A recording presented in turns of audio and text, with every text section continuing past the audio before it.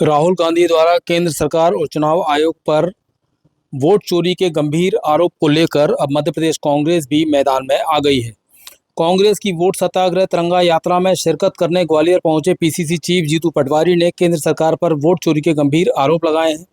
Gwalior railway station पर media से बातचीत में कांग्रेस प्रदेश अध्यक्ष जीतू पटवारी ने मोदी सरकार पर तीखा हमला बोला। उन्होंने कहा कि यह राहुल गांधी का नहीं बल्कि देश के हर आम नागरिक का मुद्दा है।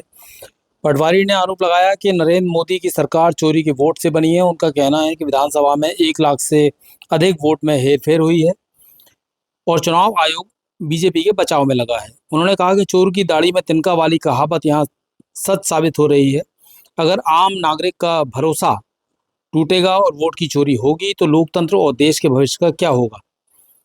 जीतू पटवारी ने जोर देकर कहा कि राहुल गांधी इस मुद्दे को उठा रहे हैं। यह कोई राजनीतिक एजेंडा नहीं बल्कि लोकतंत्र को बचाने की लड़ाई है। उन्होंने सभी नागरिकों से अपील की है कि राहुल गांधी के इस अभियान से जुड़कर लोकतंत्र को तानाशाही से की राह पर जाने से बचाएं। वहीं आज जीतू पटवारी शहर में ग्वालियर विधानसभा के सुनील शर्मा एवं ग्वालियर पूर्व विधानसभा के विधायक डॉक्टर सतीश सिकरवार द्वारा आयोजित सत्याग्रह तिरंगा यात्रा में भी शिरकत करेंगे। चोरी के मुद्दे को लेकर आज वोट सत्याग्रह रैली निकाली जा रही है। ये राहुल गांधी जी का मुद्दा नहीं है, ये देश का मुद्दा है, आम नागरिक का मुद्दा है। जो सरकार ये कहती थी कि हम सबसे ज्यादा लोकप्रिय है, वो सरकार का चुनाव आयोग ने सबसे ज्यादा मैनिपुलेशन किया वोट चोरी में।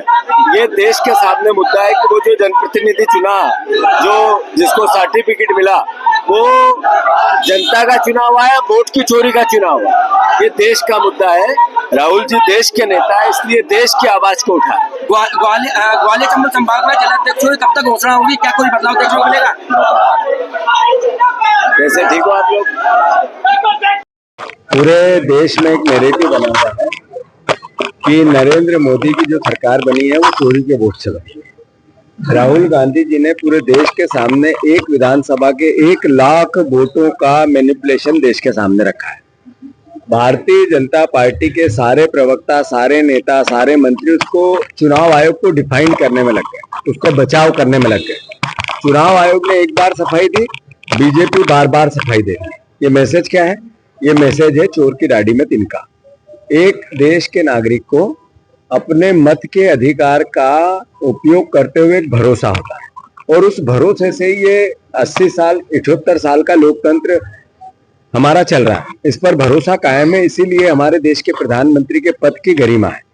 जब लोकतंत्र पे से भरोसा हटेगा, वोट की चोरी होगी, तो आम जनता किस तरीके से उस घात को सह पाएगी? फिर देश के लोकतंत्र, भावी लोकतंत्र का क्या होगा, भावी भविष्य का क्या होगा? जो राहुल गांधी जी मुद्दा उठा रहे हैं, ये मुद्दा कोई राजनीतिक मुद्दा नहीं, ये कांग्रेस के लाभ या राहुल जी के लाभ या हानि का विषय नहीं, ये देश के आम नागरिक के भरोसे का विषय है, इस देश के लोकतंत्र के भरोसे का विषय है। ये वोट के मत का एक व्यक्ति एक वोट और अपने जनप्रतिनिधि अपनी सरकार चुनने का जो भरोसा है उसको कायम रखना है। तो फिर राहुल गांधी के अभियान में सबको सम्मिलित होना पड़ेगा। वो किसी पार्टी का, देश का नागरिक हो, किसी राजनीतिक विचारधारा से विश्वास रखता हो, पर वोट के अधिकार की लड़ाई में राजनीति से ऊपर उठकर आप लोगों को, हम लोगों को सोचना पड़ेगा कि हमारे भावी भविष्य को तानाशाही की ओर ले जाना है या लोकतांत्रिक व्यवस्था में रखना है। उसकी लड़ाई 100% है। हमने कल जैसे ही इसके ट्वीट किया है कि हम मध्य प्रदेश के वोट मैनिपुलेशन चोरी हुई उसका खुलासा करेंगे। 4 दिन से वेबसाइट चुनाव आयोग की बंद थी। आज का मुझे पता नहीं, अभी मैंने नहीं खोली, पर 4 दिन लगातार बंद ही। हम कंपैरिजन करके बताते हैं कि ये फिजिकल वेरिफिकेशन है, ये सत्यापन हुआ है भौतिक रूप से, और ये वेबसाइट का हिस्सा है। आज भी इंदौर में बहुत बड़ी खबर छपी है कि एक व्यक्ति के 10 जगह वोट है। भास्कर की एक खबर है, एक अखबार की। तो इसका मतलब है, अभी हमने तो चालू ही नहीं किया, अखबार चालू हो रहा है।